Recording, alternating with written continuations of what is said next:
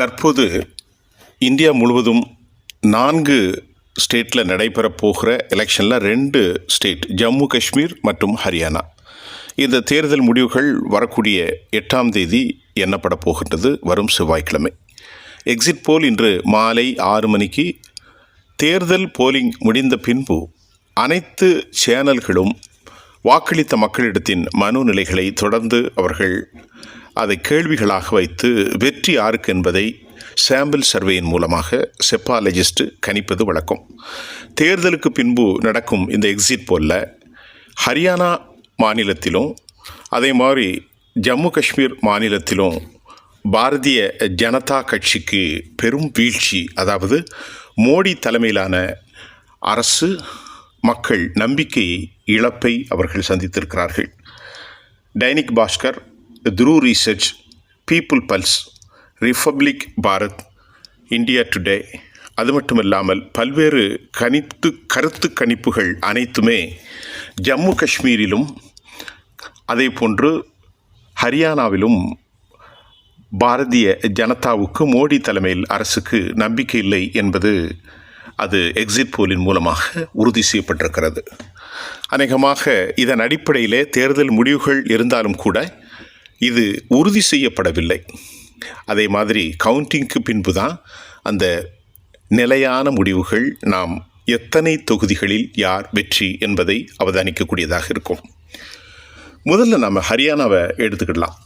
இந்தியாவில் இருக்கக்கூடிய மாநிலங்களில் ஹரியானாவில் காங்கிரஸ் கட்சிக்கு ஒரு சிறந்த எட்ஜி அவர்களுக்கு கிடைத்திருப்பதாக டைனிக் பாஸ்கர் 54 இடங்கள் காங்கிரஸ் வெற்றி பெறும் என்றும், துருவ ரிசர்ச் 64 இடங்களில் காங்கிரஸ் ஹரியானாவில் வெற்றி பெறும் என்றும், பீப்புள் பல்ஸ் 61 இடங்களில் வெற்றி பெறும் என்றும், ரிபப்ளிக் பாரத் மேட்ரிஸ் 62 இடங்களில் மொத்தம் 90 இடங்கள் கொண்ட ஹரியானாவில் கிட்டத்தட்ட எல்லா கருத்து கணிப்புகளும் 50லிருந்து 60 இடங்கள் வரை, 60க்கு மேல் கூட போட்டிருக்கிறார்கள். துருவ ரிசர்ச் 64, டைனிக் பாஸ்கர் ஹிந்தியில் ரொம்ப பிரபலமான ஒரு சேனல் 54 இடங்கள். அதுதான் டைனிக் பாஸ்கருடைய கருத்து கணிப்பாக இருக்கிறது. பாஸ்கருடைய கருத்து கணிப்பு. பீப்புள் பல்ஸ் 61 இடங்கள் உச்சபட்சமாக. ரிபப்ளிக் பாரத் 62. ஹரியானாவில் இந்த அளவிற்கு பாரதிய ஜனதா 2014 இதுவரை 10 ஆண்டுகள் டபுள் இன்ஜின் சர்க்கார். இது மோடியினுடைய வாசகம். மத்தியிலும் மாநிலத்திலும் ஒரே ஆட்சி இருக்கின்ற போது வளர்ச்சி வரும். அப்போ இந்த வளர்ச்சி வரவில்லையா என்று கேட்டால், இதற்கு முன்பு எடுக்கப்பட்ட அனைத்து கணிப்புகளிலும் மக்கள் பாஜகவின் மீது பெரும் அதிருப்தி.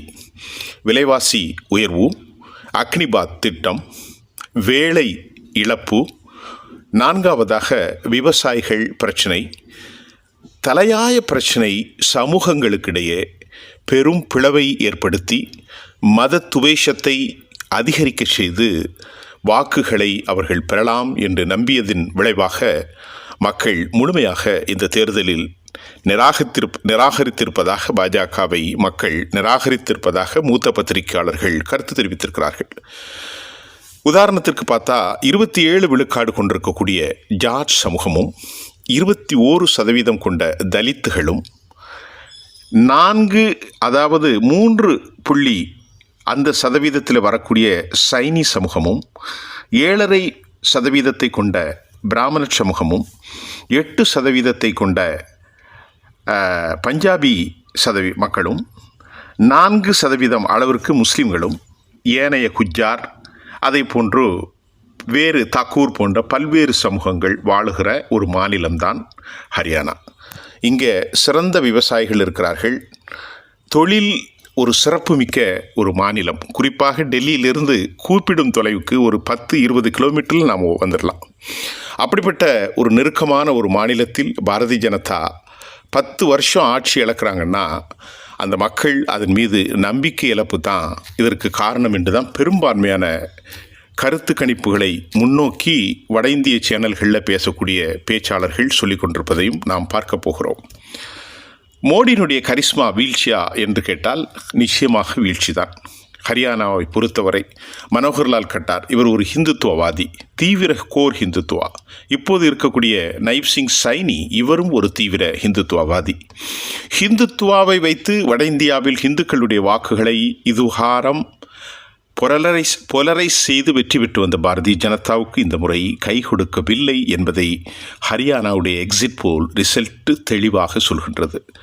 மிக முக்கியமாக பெரும்பான்மையாக இருக்கக்கூடிய ஜாட் சமூக மக்கள் பாஜகவின் மீது பெரும் அதிருப்தியாகவும், அந்த சமூகத்தை சார்ந்த 2 பெண்கள் பஜ்ரங் புனியா மற்றும் வினீத் போகே இவர்கள் செக்ஸுவல் ஸ்கேண்டலுக்காக பெரும் சிக்கலில் மாட்டியிருக்கின்ற போது டெல்லியிலே அர்ஜுனா விருதை தூக்கி வீசிய போதும் கூட அவர்கள் அதை மறுத்துவிட்டார்கள். இந்த குற்றவாளியை கடைசி வரை பாஜகவில் நிறுத்தவில்லை, அதாவது அவரை கண்டிக்கவில்லை என்பதையும் தாண்டி அவரது மகனுக்கே எம்பி தொகுதியில் பாரதிய ஜனதா சீட் கொடுத்து தான் பெரும் சலசலப்பை ஏற்படுத்தியது. விவசாயிகள் தங்களுடைய கிராமங்களுக்கு வரக்கூடாது என 2024ஆம் ஆண்டு நாடாளுமன்ற தேர்தலில் புறக்கணித்தார்கள்.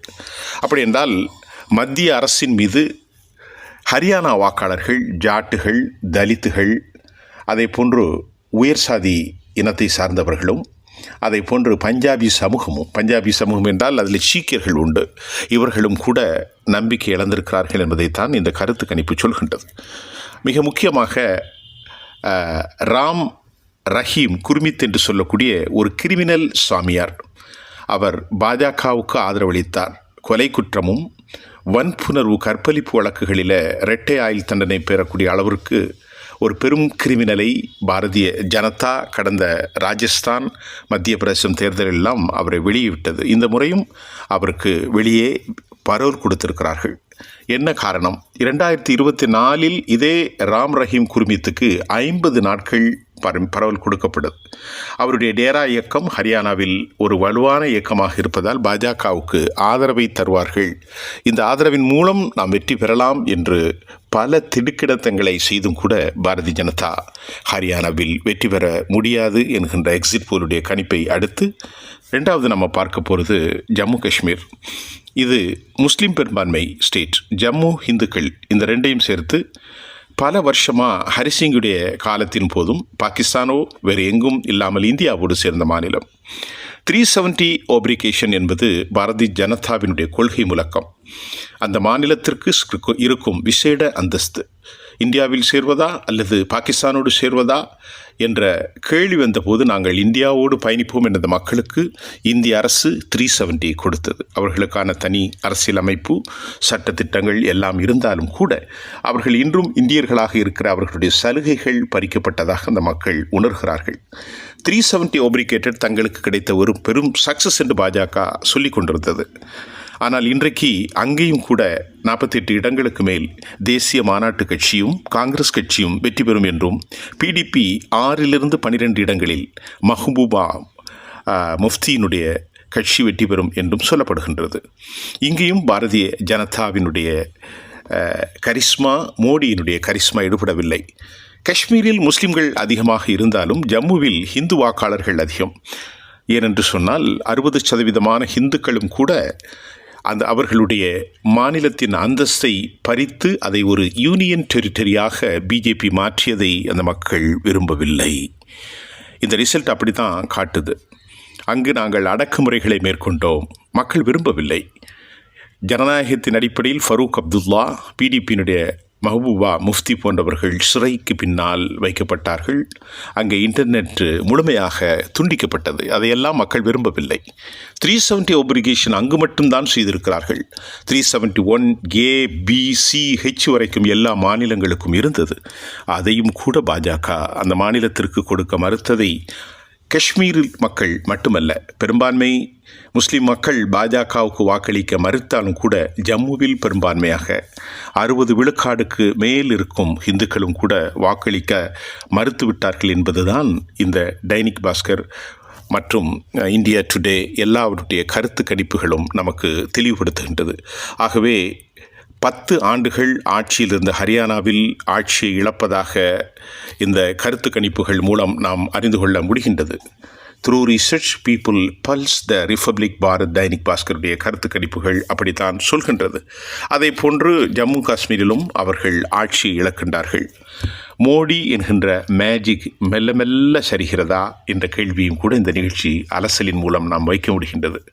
ஏனென்றால் அந்த தலைமைக்கான டபுள் இன்ஜின் சர்க்கார் தோல்வியடைந்ததா, ராமருக்கு கோயில் கட்டிய பின்பும் ஹிந்துத்துவா ஈடுபடவில்லையா, ஜம்மு காஷ்மீரில் ஏன் அவர்கள் தோல்வியை சந்திக்க வேண்டும், 10 ஆண்டுகள் ஆட்சி செய்த ஒரு அரசுக்கு எதிராக ஆன்டி இன்கம்பன்சி ஏன் வர வேண்டும், இந்த கேள்விகளுக்கெல்லாம் வரும் 8ஆம் தேதி பூரணமான ரிசல்ட் நமக்கு கிடைக்கும். அதுவரை நாம் காத்திருப்போம்.